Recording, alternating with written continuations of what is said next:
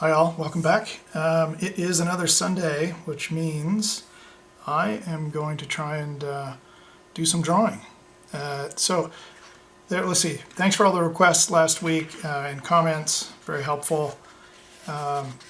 Looks like there are about 12 subjects suggested, from aircraft to motorcycles to tuk-tuk inspired vehicles, quick small sketches, sci-fi environments, all sorts of things, but it seemed like the most popular were mechs, and so I have to remind myself how to do it. Now, fortunately, I've been doing it long enough that I have a little book I can reference, which is my own book, and so I have this little sketchbook, and it's mostly full of mechs. So I thought maybe I'd just do a little walkthrough of this as a quick intro, and then do some sketching, and maybe follow that up at the very end of this with some inspirational renderings of mechs, and hopefully you'll have some little inspirational, food for thought for the weekend. So let's get started. So these are some marker sketches with pen, mostly like a Copic multiliner probably, or a Pilot High-Tech. These are probably all Pilot High-Tech first, and then marker applied second. I don't know what technique I'll pick up today, but you'll see a wide variety of shapes, you'll see a wide variety of techniques. Something is just line only and very, very fast. Something that's a brush pen, also very fast because it is a brush pen. These all look to be brush pen sketches. These are digital, but still just working in grayscale, and something very abstract. And there's some graphite down here at the bottom. A little bit of high-tech with marker, high-tech only.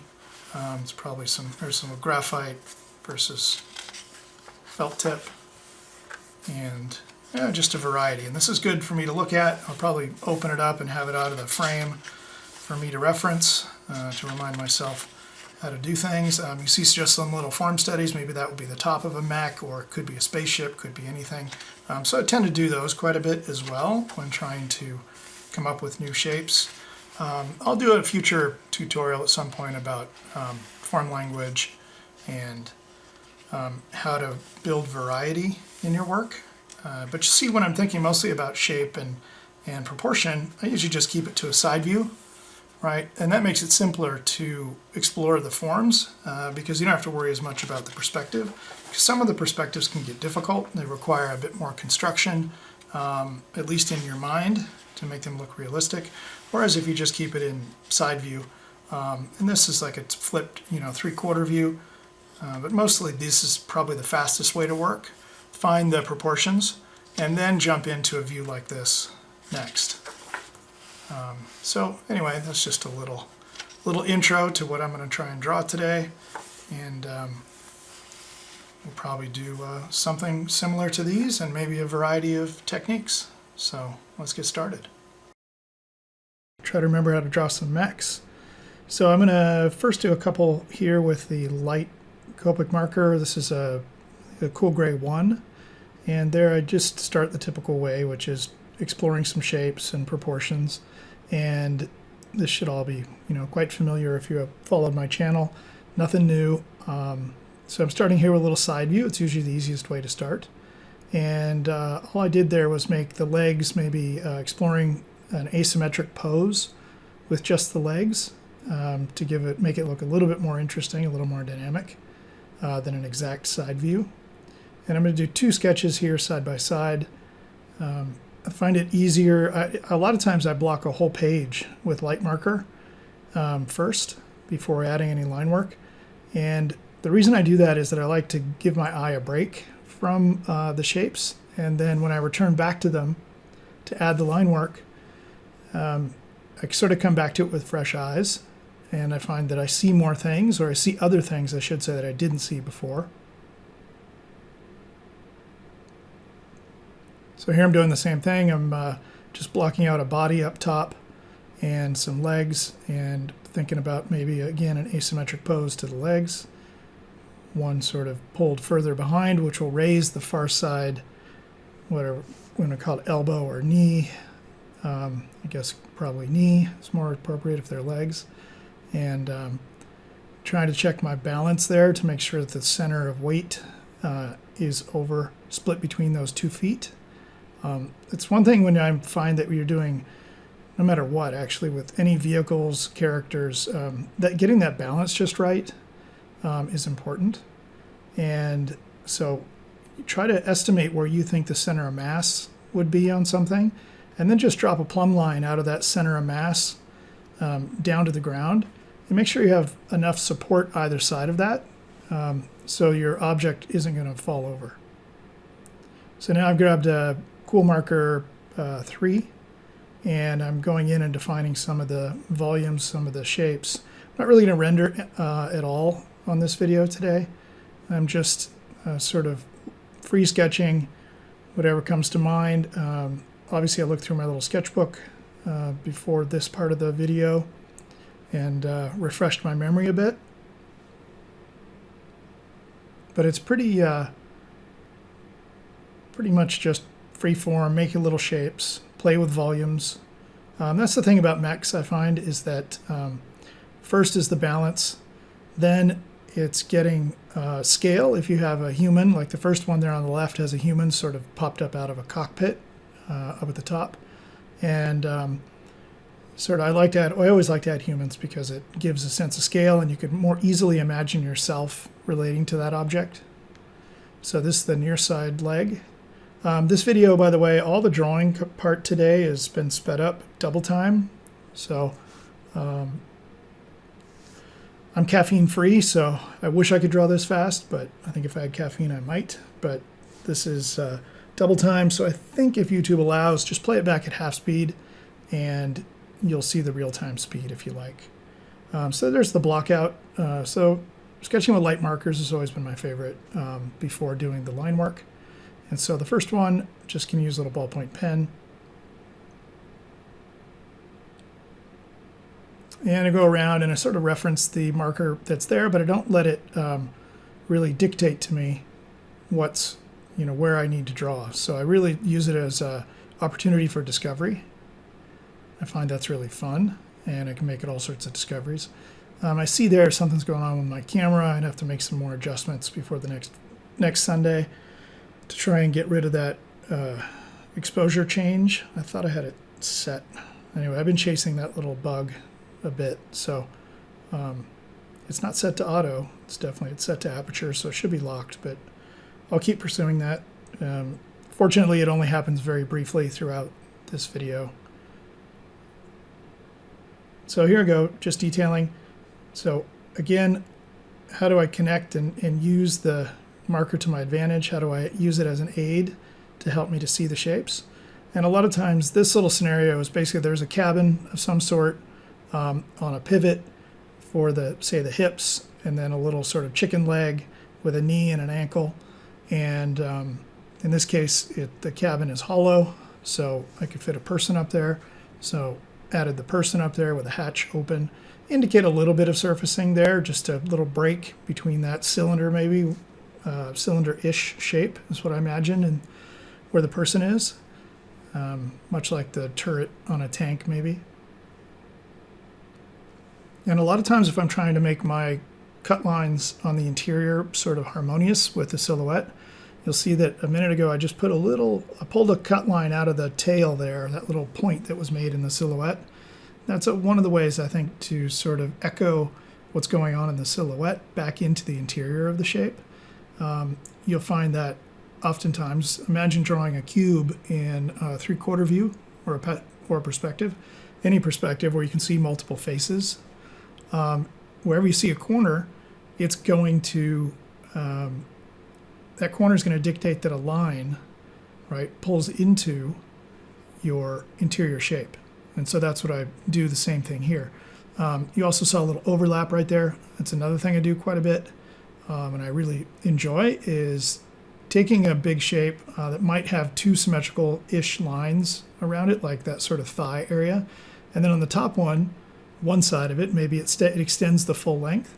And then on the lower side, you'll notice that I broke it right there where I'm drawing right now. And then I broke it again coming back. The reason I did that is because where I broke it the first time was sort of right in the middle, which didn't look great. So I try to have an uneven balance where you give that line weight and where you break it.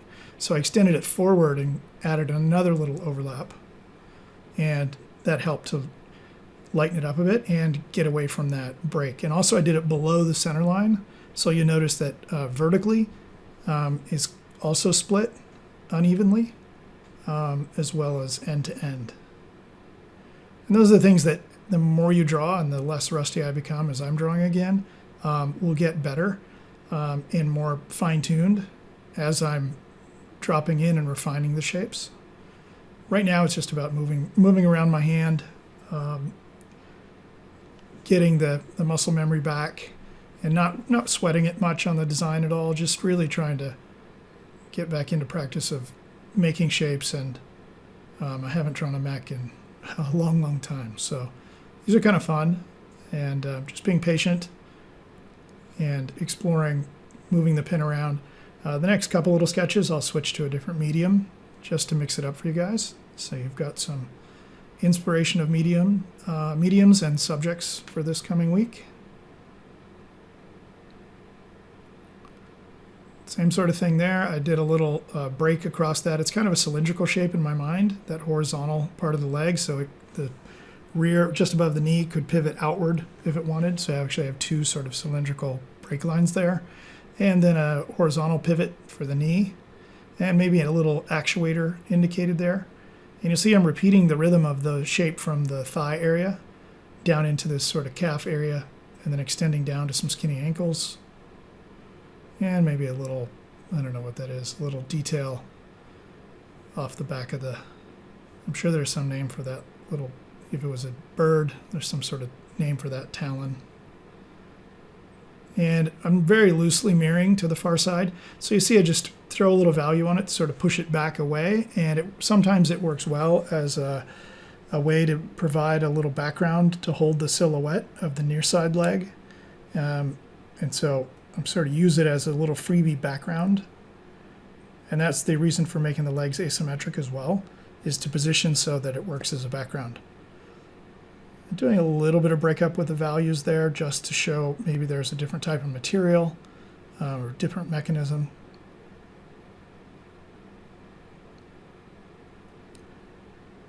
Maybe there's a center plate between the two hips. Darken down the areas a little bit that would be in shadow.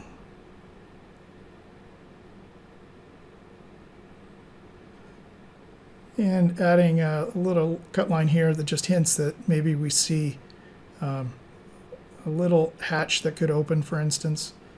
And that helps us to get it to look round by having some lines that are essentially echoing the silhouette into the interior. These are, again, maybe access panels. And these two sketches are basically done. Okay, on to the next. I'm working on some actually too smooth paper here, but anyway, this is a graphite sketch. So I'm going to do two blockouts with graphite. And graphite, what's interesting is that immediately when I switch to graphite versus the marker and pen combo, is I flip my grip on the pencil to a more classic figure drawing grip. So I'm actually holding the pencil way at the very end of the pencil, and it provides me the ability to sketch with a very light touch. And it's kind of an overhand grip, so you see my index finger there is actually on top of the pencil. And this is sort of the classic light block-in way to hold the pencil when figure drawing. And so this is the way that I tend to, when I use graphite to work. I find that it's I don't know, it just feels good. It's a really satisfying way to not get caught up in details. I think that's probably what it is. It's the fact that it's pretty much impossible to do really tight line work, at least for me, when holding the pencil like this.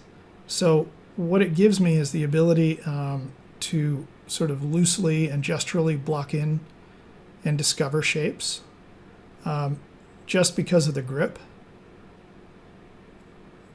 And I find that it's fast. It keeps you in a sort of shorthand mode for a longer period of time. And you can't help with graphite but to want to put in a little bit of value. It's just, it does it so effortlessly and easily. That's really the fun part about graphite, I think, is to start to add a little bit of value here and there. So I tend to block and push things back a little bit more into shadow because it's really so fast and simple and fun to do. So here it looks like maybe the lower part of the mech is rotated slightly to our view. So I'm seeing a little bit the upper cabin, the centerpiece, and the extension off the back. Maybe that's some sort of power plant or something. Maybe that's all mostly side view. We see a little bit of the center front there. And the legs maybe are pivoted. And that center part, I guess, would be pivoted as well. But it's very, very thin. There's really no depth to see on that center plane. And then here, same sort of layout approach. Start very lightly, and it's almost like this abstract drawing exercise where you just sort of let your mind go. And once you hit the rhythm of a line, like say that little crescent shape where I started there, I sort of try to repeat that throughout. So if I have it repeating sort of at the back there, maybe where the butt would be, then I sort of bring it up through the front, and then try to get a rhythm to those shapes and those lines throughout. And here I'm thinking, well, maybe I'm going to add, where am I going to put a rider or a driver for this thing, or a pilot? I don't know what they're called, driver, pilot. Anyway, so I decided to hang them off the back. So it's maybe an open cockpit hanging off the back. Now I'm dividing this sort of torso area. So maybe imagine whenever you want to have things move, you need to indicate where the pivot lines would happen. So it's either you need to have a circle for a pivot, or if you wanted to see a cylinder from side view and you wanted the cylinder to twist, then it needs to be a line across. So that's where I put those lines across the torso area, because I imagine those things maybe could pivot somehow and twist. Here I'm blocking in that little front chin area was maybe some panel that opens. Maybe that's how you get in and out. I don't know, maybe like a big mouth opens up and a little ladder comes down. And that little area above, like if you look from that jaw up, there's like a little forehead area where that could be glass. So maybe you slide down from that seating position in the back, you slide down into the front and take up a secondary seating position, maybe when it's raining out.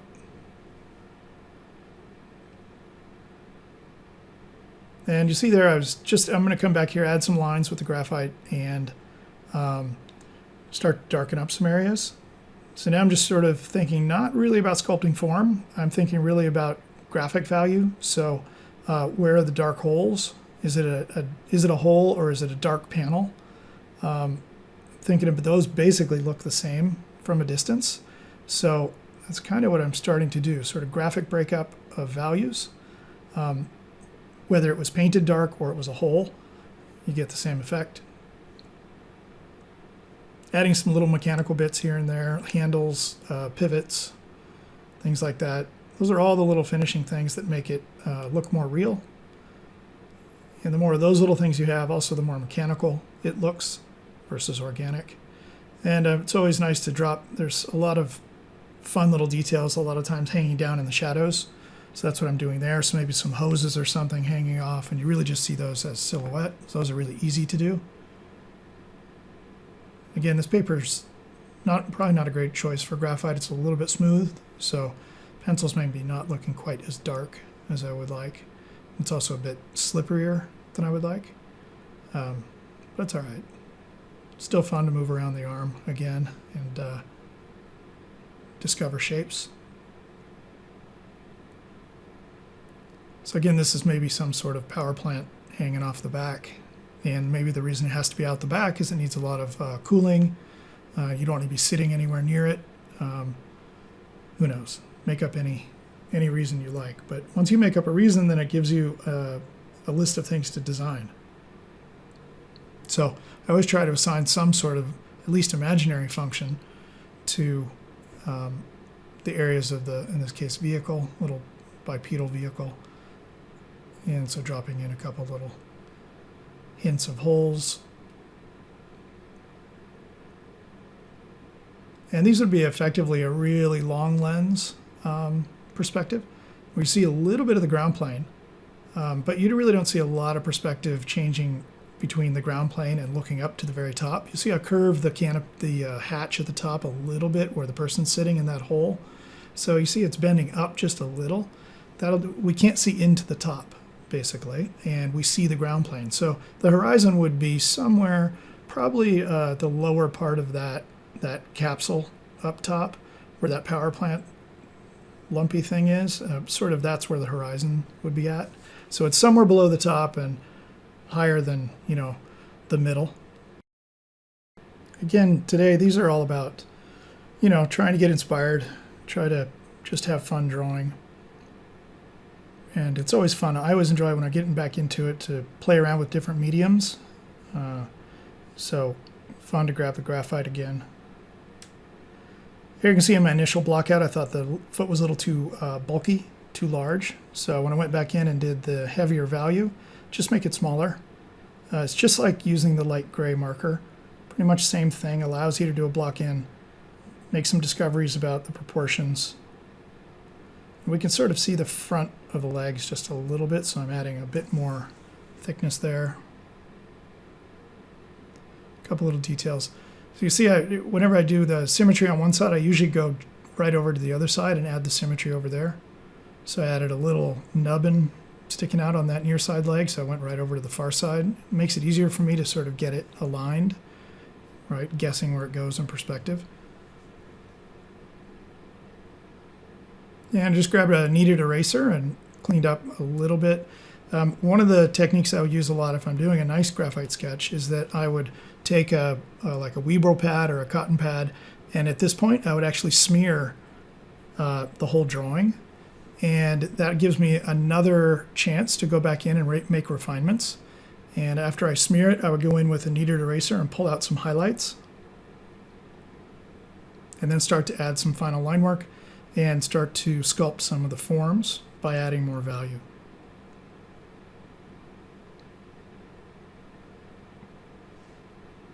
So on this next sketch,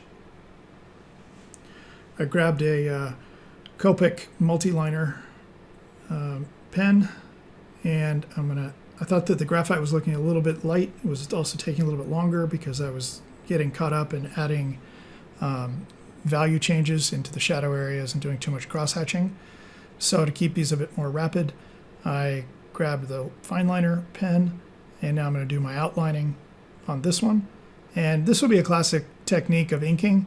And what you would do is, and I don't do it on this one, it's not, the sketch isn't worthwhile, but if I was to want to have a more finished sketch, I would outline with a multi-liner, wait for it to dry, or even a Sharpie, and then come back with a kneaded eraser and pick up the graphite.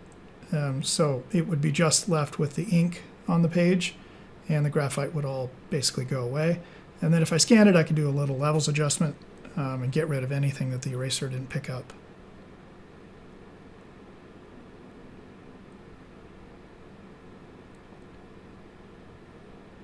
So again, just like the marker, I see shapes that I maybe didn't think were there or I wasn't intending, but just by putting enough value on the page with the pencil, it starts to hint at some other shapes. So now I'm thinking those are kind of a big, like, pill-shaped tank sticking off the side. So I put what looks like a couple of straps maybe holding it. And this has maybe some increments, maybe that's where it pivots, which would be kind of a strange pivot. Maybe it's tilted forward right now. Who knows? These are not that well thought out today for the mechanical side of it. Basically, they're just hinting and indicating enough pivots and enough hinges and things to give it a sense of reality so that your brain can sort of fill in the rest and say, oh yeah, that looks like it could move. Right. And what I found when I first started to get into drawing these mechs quite a bit was I wanted some fresh inspiration. I didn't want to look at other people's mechs or things from existing properties. So I thought, well, what has this sort of, straight, not necessarily exactly straight, but has, stiff mechanical bits with pivots, right? That can hinge and pivot and twist, and it really comes. It's pretty obvious. Animals and humans, right? So I think those skeletons of those things are great inspirational pieces to reference. And that's what I did. I went to a museum and saw a whole bunch of, skeletons and fossils of skeletons and things, and took a whole bunch of photographs, and those became my own little reference library. I'm typically pretty poor at using reference. I try to just make up a lot of stuff, and that can be good and bad.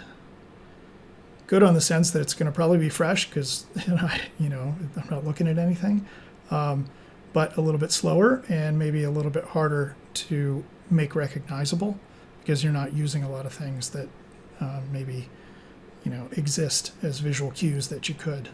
So there's the line work done. Here I'm going to just use the pencil again because that was the original sketch was pencil. I don't like to mix marker on top of pencil because it messes up your marker nibs. And I decided to drop all that stuff into shadow a bit. Okay, so for the last sketch of today, I decided to grab the brush pen. This brush pen is a bit on the juicy side, and so the tip is not that fine. So it's a bit of a blunt instrument today, but I just work with it. I'm working on some marker paper here. By the way, it's a old Letraset marker pad I had around, which is nice for markers and things not bleeding, but and same with ink pen, but again, a little too smooth for the graphite. I'm going to basically do a redraw, a similar mech to the one that I was showing in the sketchbook earlier, and then I'm going to follow this sketch with a little look at 9 finished mech illustrations from my past portfolio, past books. And so I can talk a little bit about where I would go after these sketches.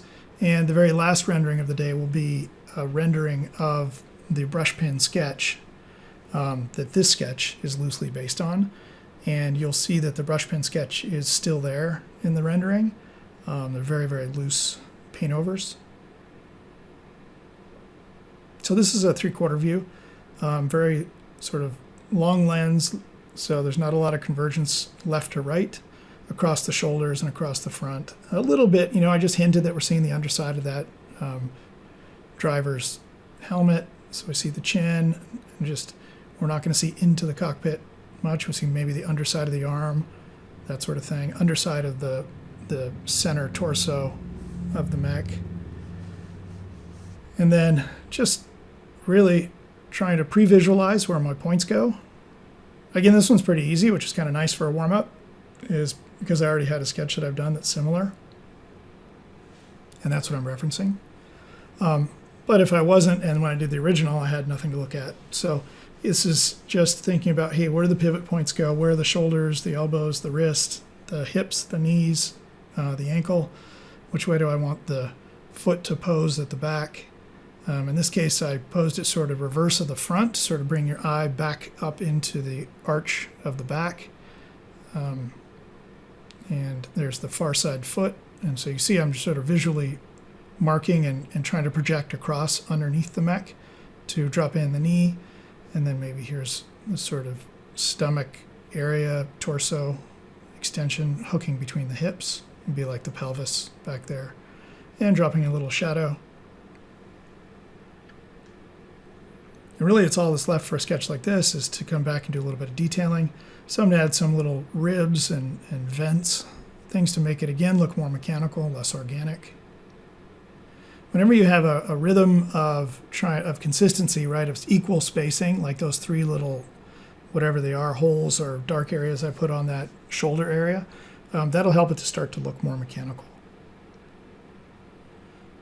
Thought it looked a little bit too weak through that torso area, so I added a bit more to the silhouette. Maybe there's a couple little tech nubbins hanging down. And that's about it for this sketch. So here's some other renderings that I've done over the years. Some of these are quite old. They've mostly shown up in books or my Instagram or website, things like that. So just a variety. These are all very inspired by, this was inspired by minerals that I photographed at a museum. That was just an original sketch, but I was playing around with making it translucent and having some glowing bits. This could have easily been a wheeled vehicle. A lot of times they just remove the wheels and put on legs. This is inspired by our raptor skeleton. And there's one of the brush pen sketches painted over. And here's the last one, which is similar to the one that I just drew, but with a little bit of fast paint over. So I think that's it for me today. Everybody have a really, have the best week you can. Stay safe, stay healthy, keep on drawing. Bye-bye.